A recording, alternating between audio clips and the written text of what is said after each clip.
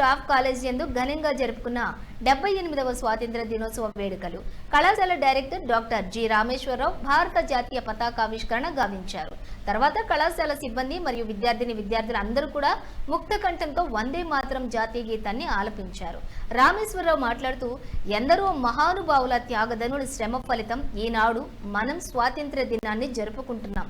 ఈ రోజు వారిని తప్పకుండా స్మరించుకోవాల్సిన అవసరం ఎంతైనా ఉందని మరియు పిల్లలకు కూడా యువకులకు తెలియచేయాలని, స్వాతంత్ర్య ఉద్యమ స్ఫూర్తిని ప్రతి ఒక్కరికి తెలిసేలా యువత ముందుకు రావాలని, నేటి బాలలే రేపటి పౌరులని ఈ కళాశాలలో 40 సంవత్సరాల నుండి లక్షలాది మంది విద్యార్థులకు ఇంజనీరింగ్ విద్యను అందించుచున్నదని, అతి త్వరలోనే కొద్ది రోజులలో తెలంగాణ ప్రభుత్వం స్కిల్ యూనివర్సిటీ ఏర్పాటు చేస్తున్నందుకు అభినందిస్తున్నాం.